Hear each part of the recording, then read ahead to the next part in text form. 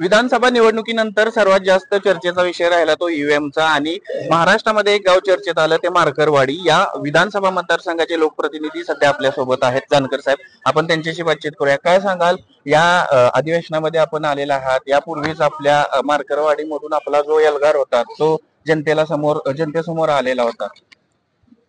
नक्कीच या विधानसभेच्या निवडणुकीमध्ये ईव्हीएमच्या माध्यमातून फार मोठी मतांची हेराफेरी केली गेली। माझ्या मतदारसंघामध्ये 1,10,000 इतक्या मताचं ट्रान्सफर त्या ठिकाणी करण्यात आलं। मग ही इतकी मोठी गोष्ट, ही दिसणारी गोष्ट आहे। अनेक लोकांचे मी आकडे बघितले, 1,99,000, 1.25 लाख, 1.5 लाख, आणि असं या राज्याचं चित्र तुम्ही पत्रकार मंडळी अजिबात या राज्यामध्ये नव्हतं। माझा समजा 1,10,000 कोंबड्यांचा पोल्ट्री फार्म आहे, त्यातली एखाद दुसरा अंड चोरलं समजू शकतो, एखादी दुसरी कोंबडी चोरली तरी त्या शेतकऱ्याच्या लक्षात येणार नाही, पण अख्खा माझा पोल्ट्री फार्मच जर चोरून नेला तर त्या शेतकऱ्याच्या लक्षात येणार नाही। आणि मग अशा पद्धतीनं जर लोकशाही तुम्ही ईव्हीएमच्या माध्यमातून तिचा गळा घोटत असाल तर ते बरोबर नाही। म्हणून आम्ही ठरवलेलं आहे की या पुढच्या काळामध्ये जो कोणी ईव्हीएमचं समर्थन करत असेल त्यांच्यासाठी ईव्हीएम ठेवण्यात यावी, आणि आमचं मत मात्र कुठं गेलं आणि ज्याला दिलंय त्याला गेलंय का नाही, हा आमचा मूलभूत फंडामेंटल राईट आहे आणि आम्ही तो मिळवणार। कोणत्याही परिस्थितीमध्ये आम्ही या पुढच्या काळामध्ये ईव्हीएमच्या माध्यमातून मतदान करणार।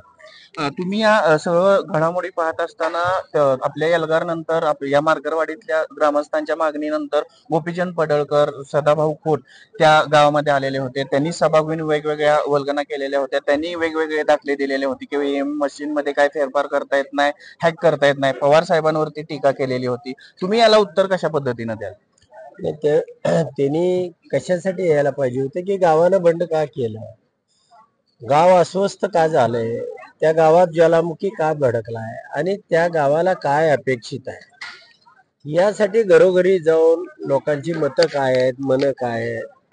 तुमचा प्रचार तर करून झाला होता, शासनाच्या योजना तर सांगून झाल्या होत्या, लाडकी मशीन आहे का, लाडकी बहीण आहे, सगळं सांगून झालं होतं। आणि मग त्या ठिकाणी सभा घेऊन त्या गावावरती दडपण आणणं, त्या गावाचा जे आक्रोश आहे तो दाबून टाकणं, आणि पवार साहेबांवरती ज्याही पद्धतीने त्यांनी टीका केली त्याचे परिणाम म्हणजे बावनकुळे सारख्या माणसाला सुद्धा तोंड लपवायची वेळ आली आणि त्यांना सुद्धा वखारी यावी अशा पद्धतीचं त्या ठिकाणी प्रदर्शन झालं।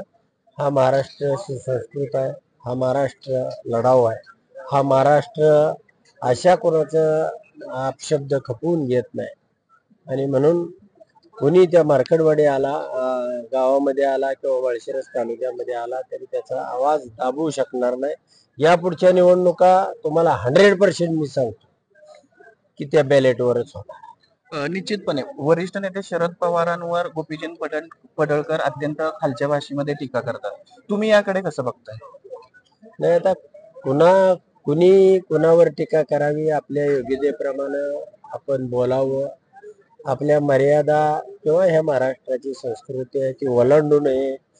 कुणी चांगल्या पद्धतीनं त्या ठिकाणी आपलं मत मांडावं, परंतु तुम्ही जर अशा पद्धतीनं पवार साहेब कुठं, ह्या महाराष्ट्राचा तो सह्याद्री आहे, आणि कुणी माणसानं अशा पद्धतीची टीका करणं आणि तुम्ही मीडियानं त्याला ब्रेकिंग न्यूज करणं हे सुद्धा माझ्या मते चुकीचं आहे। पवार साहेबांच्या बाबतीमध्ये पवार साहेब जरी ईव्हीएमच्या माध्यमातून हरले असले तरी या महाराष्ट्राचा बाप हा पवारच आहे आणि पवारच राहणार। वरिष्ठ नेते शरद पवारांवर टीका करताना भान ठेवलं पाहिजे असं जानकर सांगतात।